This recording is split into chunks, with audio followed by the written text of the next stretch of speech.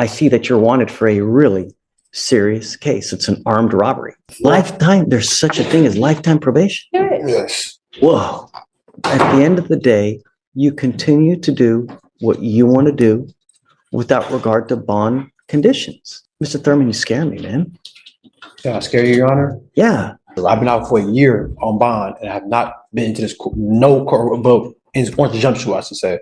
Your courtroom, anybody's you courtroom. want me to reward you for being but you say you're in fear. You say you're in fear for safety. That's what I'm saying. Like, who are you in fear of? I have not been into any trouble whatsoever. I've been squeaky clean. Just I bonded out. Quite frankly, you're lucky to even be out on those charges with the ankle monitor, and you continue to violate. Me having a felony in my position, and just call it what it is, a young black man with a felony, it's hard for me to get a job anywhere. I've been on my P's and Q's. It's just too much. I'm sorry. Hey, this isn't. Do not walk away. This isn't. I said, okay, it's fine. Really, I understand that you're hurt, Mr. Thurman, but look. I've been doing my best, Your Honor. And y'all sit here telling me I'm the bad guy, and I've been doing nothing but my best of my abilities, working, staying out of trouble. And you're a threat, and I'm a threat to society. Really? For a whole year I've been out, and they just not issue a warrant for me just now recently, and I come to turn myself in, and I'm a threat to society. And people, you fear me for what? From turning myself in and show you that I'm not running for nothing. I'm not running for anything. I'm innocent, and I'm coming to show you I'm innocent by turning myself in. But y'all are a threat. You can let go of me, sir. Stop. You can let go of me. You don't not tell me how to do my job. Just you can let go of me. Grab my arm. Guys, relax. Well, it's definitely a concerning situation. Someone with a history of aggravated assault and violating bond, especially after getting a lifetime probation break, raises serious questions about their commitment to following the law. The fact that they don't seem to grasp the severity of their actions is also quite concerning. When someone demonstrates a repeated disregard for court orders and the law, it can make it difficult to justify keeping them out of custody. The priority in such cases is often to ensure the safety of the community and to uphold the legal system. It seems like a strong case for considering detaining this individual due to their repeated violations and lack of accountability. Now, you are Mr. Thurman, correct? Sir. Okay, Mr. Thurman, I've never met you before. I don't know you. All I know is that you have picked up a case from out of state. And well, give me a second, and I will let you. But, here, so we're not disputing the underlying charge. We're not fighting it. None of that matters. What we really here are all about is identity, right? Are you this person? If so, how do we get you back to the jurisdiction that you're wanted from? So here it says that you are wanted from Michigan, Washtenaw, Michigan. Washtenaw County, yes. Yeah, Washtenaw County. And it says here that you're wanted out of there for armed robbery. So I know that you're going to tell me it's little bunnies jumping in the woods. It's not that big of a deal, yada, yada, yada. But my primary concern is public safety. We have enough death, dismemberment, and hysteria in Harris County as it is. And I don't want any more blood on my hands. You know what I mean? Yes, sir. Shh. So your lawyer is asking me to set you a bond, and I don't know, because if you're a public danger, I'm going to have a hard time doing it. Right? Understandable, Your Honor. Oh, Miss Chisholm's not even here. She just jumped off. She was just up there. May I speak, Your Honor? Your lawyer's not here. Okay. So until your lawyer gets back, I'm not going to let you go. I'm going to bring you back out, but your lawyer's not here. I can't talk to you without your lawyer here. So I'll bring you back out here as soon as she gets back, and then we'll go right through the rigmarole again. Okay? Sorry. I didn't even realize she's not here. Mr. Thurman, you're back. Okay.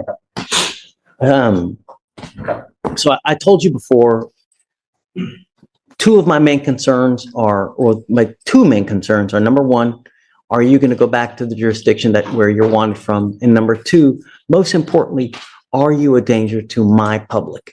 I take public, safety. It's as important as my hair. You know what I mean? It's that important, right? Because I don't want anything to happen out there with my name attached to a bond. I try everything in my power to ensure that everybody's protected. And I see that you're wanted for a really serious case. It's an armed robbery, right? I mean, that's what you're wanted for. There's no denying it. That's what it says on the paperwork. He's on lifetime probation in Michigan. Lifetime, there's such a thing as lifetime probation? There is. Yes. Whoa. So that Kate, well, I'll let you do the talking. No, he did his time and he got out and lifetime probation out of Michigan. So that's what's happened. I believe it got. So how what would, aside from like a murder case, So he was what would charged with garner? murder twice, along with 2 armed robberies. I wasn't charged twice for no murder. It just shows up. It just shows up Oh, how twice. about that? I wasn't charged Murder twice. along with armed robbery or aggravated robbery in our jurisdiction. He's placed on probation. Since that time, he's been charged in our jurisdiction with aggravated assault with a deadly weapon and felon possession of a weapon. In those, he had bond conditions when it started off, where he was ordered to have a GPS monitor. He has had multiple curfew violations on top of that noted. And so I do believe he's a safety risk, because even with literally an ankle monitor, he doesn't follow court conditions. And so I believe he is a safety and flight risk. And the fact that there was a weapon involved with multiple witnesses, some of them children, even threatening to murder them, is that I would be opposed to a bond being set. Also, it should be noted that because of the way the probation was transferred, I can't confirm, so I can't approach on it yet. But from what I see on the system is that he moved the probation to Texas, which means there's an ICA. But I don't have the documents, which is why I can't present them. If there's an ICA hold, he is ineligible for a bond, because that's an ICA hold. I don't have it, which is why I can't say. But if I get the documents. Interstate compact agreement. I understand. May I speak, Your Honor? Of course. Okay. Well, based on what you're saying, it sounds like the situation is incredibly serious. With multiple armed robbery charges, lifetime probation, and a new warrant, he's facing immense legal challenges. The court is likely to view him as a high risk, especially with his past history of violent charges. His demeanor could definitely impact the judge's perception, and it's understandable that the tension in the room would be high. It sounds like a very difficult situation for him to navigate. We talking about the probation. I'm at the probation, the GPS curfew wise. My judge knows all that was going on, so he knows every information and why I've been late. I have evidence of why I'm late, so he knows everything that's going on with my GPS. You're not supposed to be late. He knows why though. I understand. That's why he overlooked. He said, "Okay, it's fine." So he said it was fine. Quick question: is it a motion to adjudicate? Well, no, it's still an open case. It's not under probation, but you're just asking if they do a bond violation report. They did on November 1st, 2024. They filed a motion to revoke. Oh, so it's recent. It's very recent. So they've not this month. heard. Okay, and then so there's not been a hearing on that yet, right? No. But that's even after they amended the order. Also, he has further bond violation reports on December 18, 2023, another one on November 28, 2023, and that's after they amended it twice. One moment. So he seems to be agreeing with this. So the fact that he has 3 violations on top of having lifetime probation and a possible ICA, obviously, I'm still opposed for him. Why are you on lifetime probation? That's the way they set it up as. I took the plea What deal. are you on probation for? The armed robbery conspiracy coming armed robbery. I did 5.5 years. Came home off lifetime probation. And to continue what I'm saying, so I'm a threat to. A flight risk. I can't be a flight risk. Every court that they set, I came every single time. Every court that Michigan have set, I flew out there every single time. I knew I was getting locked up Monday. They told me that Thursday. I still showed up to court and got locked up. So there's no flight risk in this whatsoever. If I've been showing up every single time. And you may be showing up, but at the end of the day, you continue to do what you want to do without regard to bond conditions. And what do you mean by that, Your Honor? Meaning that they put you a GPS monitor, and they give you a curfew, Yes. and you don't abide by the curfew. I was working, Your Honor. That's why the judge has stated, because they had my probation curfew time at us. I forgot what time they had as. But I had started my new job because I came, got locked up, lost my other job.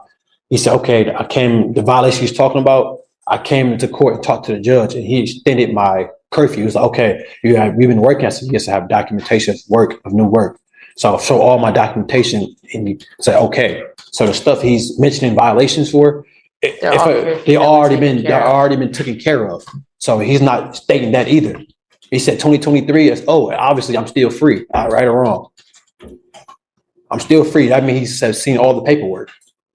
I came with legit paperwork. And that's kind of where I was coming from at it. If it's a lifetime probation and it's curfew violations that he's still out, my speculation would be that he was able to make an explanation to the judge and That's why he's not been revoked. So he's still here. As to the underlying charge, it's still a charge and that's what it is. Like he said, he turned himself in on Thursday knowing that he was going to get arrested and held.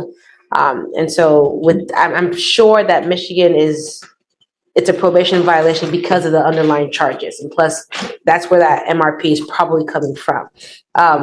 I believe he's proven time and time again that he's gone to Michigan, taking care of what he needs to take care of, and he will still be here he's been on bond on the underlying case for about a year, Your Honor. He's not been locked up this whole time up until this recent arrest. So, and at this point in time, this is really just for if since we don't have proof of an ICA, if the judge is willing to set a bond, how much that would be, if there's a willingness to set a bond. Let me read this to you. Yes, Judge. Okay. Texas Code of Criminal Procedure 17.03.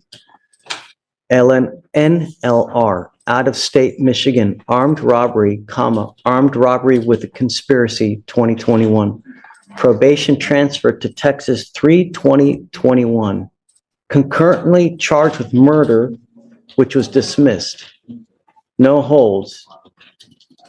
Defendant is not indigent, and defendant is alleged to have gone to complaining witness's home and pointed a gun at complaining witness and complaining witness's 3 children because one of the complaining witness's children was involved in a dispute with defendant's sister at the child's school. Defendant threatened to kill, quote unquote, everyone in the home. Defendant then left complaining witness's home and came back with defendant's father, both ready to fight complaining witness and complaining witness's wife. That's the aggravated assault that we have now. So, knowing that you're on lifetime probation for a very serious case, that you're supposed to be out there with a halo over your head. That sounds like a very situation. When someone violates probation so drastically, it definitely raises concerns about public safety. The judge will likely take the new accusations very seriously when deciding whether to grant bond. It's a challenging situation for everyone involved, especially the victims. And yet, you pick up an aggravated assault with a deadly weapon, where allegedly a gun is pointed at kids. I mean, the way your mannerisms. I would say something, Your Honor. That's why. But don't, though. You have this open case. Understandable. Everything they can say, they can use it against you.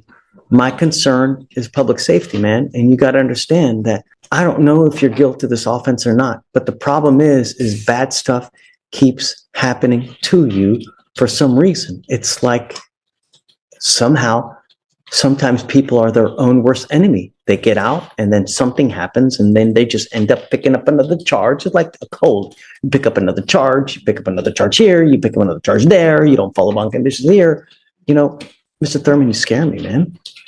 Yeah, I scare you, Your Honor. Yeah. And I've been out for a whole year since this case happened, and this is my first time being into this courtroom again, and you're fearful for whose safety if I've been doing nothing but right and working. That's not true. That has been true. I've been out for a year on bond and have not been into this no courtroom vote in Orange Jumpsuit, I should say. Your courtroom, anybody's you courtroom. want me to reward you for being But you say you're in fear. You say you're in fear for safety. That's what I'm saying. Like, who are you in fear of? I have not been into any trouble whatsoever. I've been squeaky clean. Just I bonded out. And Your Honor, You don't get rewarded for being a good person out there. You know what I mean? I You're understand. supposed to be like that anyways. I understand that wholeheartedly, Your Honor. I'm just saying, when you say you fear, and I'm saying, how are you in fear if I've not been doing anything? That's showing you, that should show you some type of sign. Like, okay, he's not been doing anything wrong. So where is the fear come to play? That's what I'm asking you. The fear is really because, when people come here, it's little bunnies jumping in the woods, rainbows, gumdrops. And then when they get out there, they turn into different people. It's like Jekyll and Hyde. And I don't want that. Like, I don't want someone out there to suffer because we let you out. I let you bond out. You've got an armed robbery, you've got an ag assault. You continue to violate conditions on those bond, right? That shows me that you're not willing to abide by bond. I mean, quite frankly, you're lucky to even be out on those charges with the ankle monitor, and you continue to violate. And Your Honor, you keep saying violate, like, if I was in violations they have on file, by the way. Those have been taken care of. Once again, you keep on saying violations, but they took care of. The felony court judge seeing I have proven, what's the word I'm looking for? Just proven, facts that this is why I'm late. I have a new job. I got fired because I got arrested from the other job. So I started a new job. For me having a felony in my position, and just call it what it is, a young black man with a felony, it's hard for me to get a job anywhere.